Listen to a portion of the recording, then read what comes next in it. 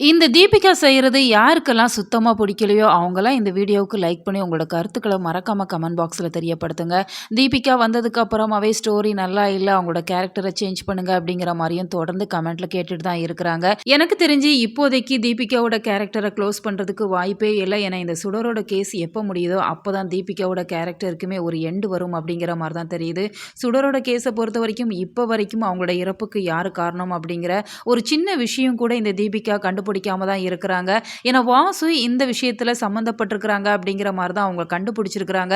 இருந்தாலுமே மேற்கொண்டு என்ன நடந்தது அப்படிங்கிறத அத பத்தி விசாரிச்சிருந்தாங்க அப்படின்னு சொன்னா, இந்த சுடரோட இறப்புக்கு யாரு காரணம் அப்படிங்கிறத இந்த தீபிகா கண்டுபிடிச்சிருந்திருக்கலாம். ஆனா அவங்கள பொறுத்தவரைக்கும் உண்மையான குற்றவாளி யாரு அப்படிங்கிறது அவங்களுக்கு தேவையே இல்ல. அவங்களுக்கு மல்லி தான் குற்றவாளி அப்படிங்கிறத நிரூபிக்கணும் அப்படிங்கிறதால இப்ப வாசு கிட்ட பேரம் பேசுறாங்க. அவங்களுமே உண்மையான குற்றவாளி மல்லி தான்.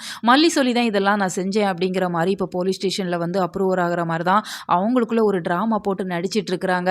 ஆனா பாவம் மல்லி வீட்ல இருந்துட்டு இருக்கிறாங்க. அவங்கள சுத்தி இப்படி ஒரு சதி வேலை நடக்குது அப்படிங்கிறது அவங்களுக்கு தெரியவே இல்ல. ஏன்னா இதற்கு இடையில அவங்க தங்கச்சி வேற அவங்க கிட்ட பிரச்சனை பண்ணிட்டு இருக்கிறாங்க. இன்னொரு பக்கம் இப்ப விஜயுமே இல்ல அப்படிங்கிறதால மல்லி இந்த விஷயத்தை எப்படி தனியா ஹேண்டில் பண்ண போறாங்க.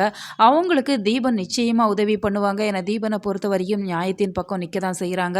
மல்லி மேல எந்த ஒரு தவறும் இல்ல அப்படிங்கிற மாரி நான் நிரூபிச்சே காட்டுவேன் அப்படிங்கிற மாரி தான் தீபனுமே தீபிகா கிட்ட சவால் விட்டுருக்காங்க அப்படிங்கிறதால அப்கமிங்ல நிச்சயமா இந்த பிரச்சனை கோர்ட் வரைக்குமே போகத்தான் செய்யும். மல்லியை விசாரிச்சாங்க அப்படின்னு சொன்னா மல்லி மேல எந்த ஒரு தவறும் இல்லை, இதன் பின்புலத்துல மல்லி இல்லை அப்படிங்கிறத தீபன் நிச்சயமா நிரூபிக்க தான் போறாங்க. திரும்பவும் கோர்ட் இந்த தீபிகாவுக்கு கண்டனம் தெரிவிக்க தான் போறாங்க. தீபிகா எப்பதான் மாற போறாங்க அப்படிங்கிறதே தெரியல.